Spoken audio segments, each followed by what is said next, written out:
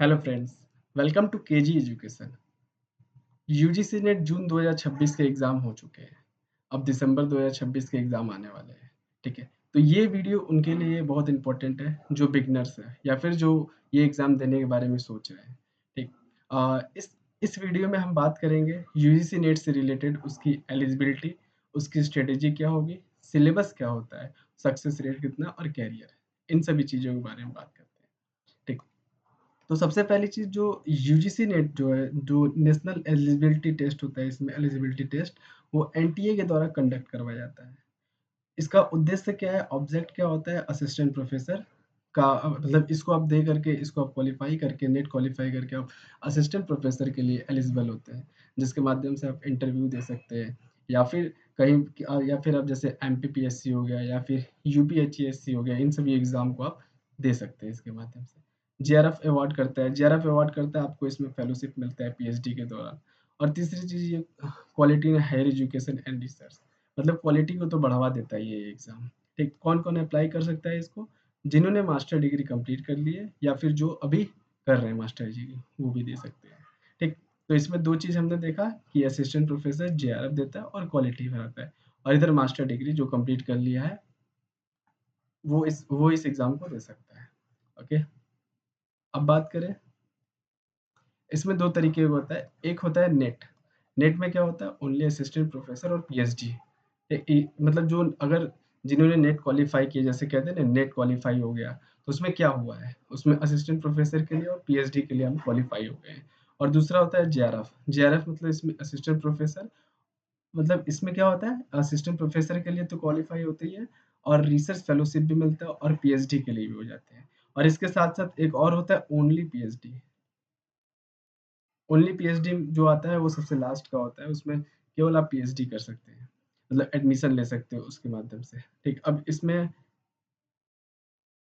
Exam pattern के बारे में बात करें, तो एग्ज़ाम पैटर्न जो होता है वो सभी के लिए सेम होता है, चाहे कोई भी सब्जेक्ट हो, चाहे हिस्ट्री हो, ज्योग्राफी हो, फिज़िक्स हो, चाहे कोई भी सब्जेक्ट हो।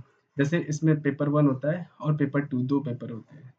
पेपर 1 में क्या होता है, 50 क्वेश्चन्स होते हैं, उसमें 100 मार्क्स होते हैं, मतलब 50 क्वेश्चन होते हैं, हर एक क्वेश्चन 2-2 नंबर का होता है। पेपर 2 क्या होता है, 100 क्वेश्चन होते हैं, उसमें भी 2-2 नंबर का होता है, 200 मार्क्स के होते हैं। टोटल हमारा जो होता है 300 मार्क्स का होता है, ठीक? ये टोटल मार्क्स हमारे 300 मार्क्स हैं और टोटल क्वेश्चन 150 होते हैं इसमें। कितना समय मिलता है हमें देने के लिए? 3 हावर का समय मिलता है और कोई इसमें नेगेटिव मार्किंग नहीं होती है, ओके? तो ये 3 चीज़ हमें जानना ज़रूरी है इसके बारे में कि इसकी एलिजिबिलिटी क्या है और ये कौन करवाता है, और यहाँ से भी खुद क्वेश्चन बनाता है। आप अगर इस एनटीए के बारे में नहीं पढ़ के जाओगे तो पेपर 1 में आपको बहुत ज़्यादा हेल्प करता है, ठीक? और कौन-कौन इसको दे सकता है और ये क्या-क्या होता है इसमें, ये सारी चीज़ें हमने देखा। पैटर्न जो सबसे ज़्यादा ज़रूरी है बिगिनर्स के लिए वो जानना, क्योंकि हम सीधे सिलेबस उठा कर के पढ़ना शुरू कर देते हैं। ऐसा नहीं करना हमें, ठीक? तो इसमें हम लोग क्या देखा? एलिजिबिलिटी देखा हम लोग ने। अभी स्ट्रैटेजी अभी देखेंगे।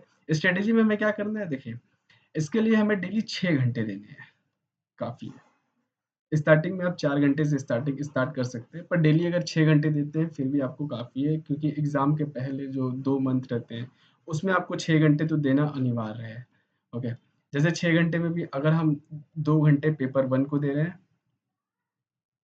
2 घंटे पेपर 2 को दे रहे हैं और 2 घंटे हमको पीवाईक्यू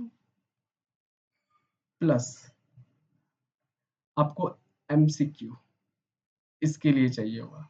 मतलब 2 घंटे पेपर 1, 2 घंटे पेपर 2 को दे रहे हैं और 2 घंटे पीवाईक्यू प्लस एमसीक्यू इसके लिए हमें चाहिए होगा। ये लास्ट के 2 मंथ जब बचा रहे हमारे पास, इसके लिए ये हमारी स्ट्रैटेजी इसकी रहेगी, ठीक है? अब जैसे कि पेपर 1 में हम 1 यूनिट को उठा लिए, अब उस यूनिट को हम पढ़ रहे हैं। यूनिट 1 को अगर उठाएँ तो यूनिट 1 को या डीआई के एक क्वेश्चन को डेली लगाना है। डीआई के एक क्वेश्चन को डेली लगाना और मैथमेटिक्स के एक क्वेश्चन को या एक पेपर को डेली लगाना है, ठीक। और पेपर 2 में क्या करना है, हम एक यूनिट उठा लेंगे, एक यूनिट तो पढ़ते हुए चलेंगे, ओके। स्ट्रेटेजी की बात होगी, सिलेबस सबका अलग-अलग होता है, जैसे कि पेपर 1 का सिलेबस सेम होता है सभी के लिए, तो पेपर 2 का सिलेबस जो होता है सबके लिए अलग होता है। जिसका हिस्ट्री है उसका हिस्ट्री के अकॉर्डिंग, जिसका हिंदी है हिंदी के अकॉर्डिंग होता है, ठीक है। सक्सेस रेट इसमें बहुत अच्छा होता है, आगे चल कर के इसमें बहुत सारी हमें अपॉर्च्युनिटीज़ मिलती है। इसके बारे में हम बाद में बात करेंगे।